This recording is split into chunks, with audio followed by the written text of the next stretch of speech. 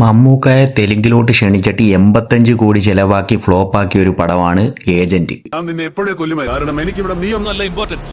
മമ്മൂക്ക ഇതിനകത്തൊരു ഏജന്റ് ആയിട്ടുള്ള റോളാണ് ചെയ്യുന്നത്. മെയിൻ വില്ലനെ പിടിക്കാൻ പോകുന്നൊരു സീനുണ്ട്, ഒരു രക്ഷയുമില്ല. കട പ്ലാനിങ് എന്നൊക്കെ പറഞ്ഞ ഒരു രക്ഷയുമില്ല. തോക്കും പിടിച്ചുകൊണ്ടിരിക്കുന്ന വില്ലന്മാരെ മുന്നിലോട്ട് നേരെ കയറി ചെന്ന വെടികൊള്ളുമെന്ന് ഉറപ്പാ. അതുകൊണ്ട് നിരങ്ങിയാ ചെല്ലുന്നത്.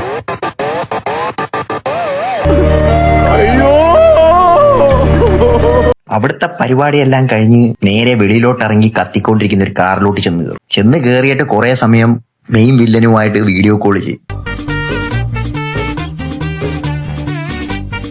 ഈ കോമഡി നടന്നുകൊണ്ടിരിക്കുമ്പോൾ അടുത്ത കോമഡി, വീഡിയോ കോൾ ചെയ്തുകൊണ്ടിരുന്ന കാറങ്ങ് പൊട്ടിത്തെറിക്കും. അപ്പൊ നമ്മൾ വിചാരിക്കും മമ്മൂക്ക മരിച്ചു, പടം ഇവിടെ അവസാനിച്ചെന്ന്. എന്നാൽ അങ്ങനല്ല. അതിൽ നിന്നും മമ്മൂക്ക ഭയങ്കര ഹീറോയിസം പോലെ ഇറങ്ങി നടന്നു വരും. അതാ ഇതിനകത്ത് മെയിൻ അടിപൊളി.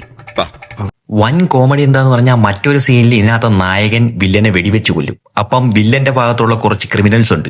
അവന്മാര് വെറുതെ നോക്കിക്കൊണ്ടിരിക്കും. അവന്മാരാണ് സത്യത്തിൽ മോസ്റ്റ് നൊട്ടോറിയസ് ക്രിമിനൽസ്. ഹെഡ്സെറ്റ് ഒക്കെ വെച്ച് പാട്ടൊക്കെ കേട്ട് ഡാൻസിങ് ഫയർ നടത്തും. മറ്റവന്മാർക്കാണെങ്കിൽ ഒരെണ്ണത്തിനും വെടിവെക്കാൻ പോലും അറിയത്തില്ല. അവന്മാരെയാണ് മോസ്റ്റ് നൊട്ടോറിയസ് ക്രിമിനൽസ് എന്ന് പറയുന്നത്. എന്തൊക്കെ കോമഡി അല്ലേ.